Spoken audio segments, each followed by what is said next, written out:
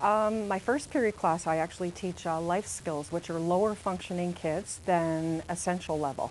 So, but they're also they've developed this drama course for the life skills kids. And the typical day starts with the national anthem, the morning announcements, and then we have a very sort of structured class for them where we have a song of the day. So we're using our iPads to support the class. So the kids get to pick we pick a different kid every day, and they get to pick a song that they get to play for the class, and they have to give a little blurb as to why they like the song or why they chose the song. And then I have a topic of the day that we discuss. So I might say, on Monday it's usually what did you do on the weekend, and every kid goes on for about 10 minutes about you get the blow by blow. Saturday morning I woke up at 9 a.m. goes right through till they go to bed. And they talk about that. Or we have a topic like, what did you think of the bullying assembly that we saw yesterday? Just trying to get them to think and process and critique, stuff that's going on in the school or stuff that's going on in the world. I can bring in a newspaper article sometimes and read it to them and have them discuss it. And then I give my lesson, and then they they prepare a skit. And then we critique it after each kid does their skit, or each group does their skit. The class talks about it, and I ask for feedback from the other kids. What did they like about it? What do they think could be improved?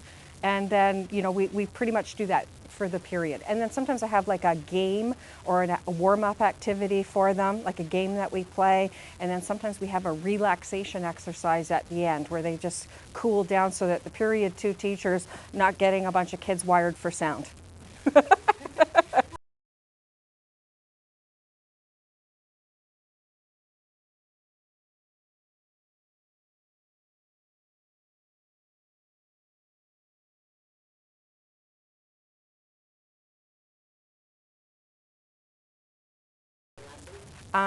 Yes. Not so much for the entire class, but little specific strategies for kids that get stressed out, yes. We have a behavior room just down the hall, and if a kid gets really wound up, we have a stress ball, like a yoga ball, and they love bouncing on it. So we have a little separate room, and they bounce around on, I'm not kidding, they bounce around on the yoga ball. And we have them either write down what's going on, or if they can communicate it, just to sort of de-stress them. They're, little strategies that you use in the classroom.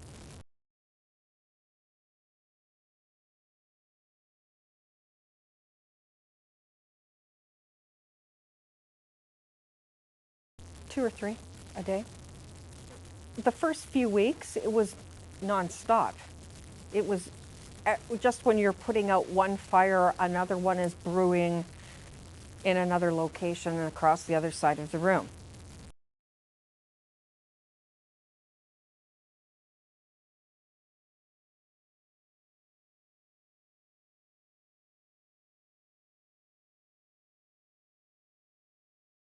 I had a guy today, actually, one of my students who was doing a monologue was playing Geldof and had this wooden staff, and we had collected it out of the garden at the back, and he had picked it up today, and he can be aggressive when he gets angry, very aggressive. So he had this stick in his hand, and I asked him for the stick back, and I said, that's for another class. I don't want you to have the stick right now.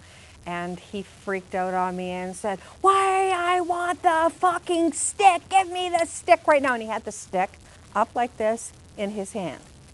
So I said, talked him out of it, didn't grab the stick. I don't want to get aggressive. The way to deal with that is to talk him down with a calm voice.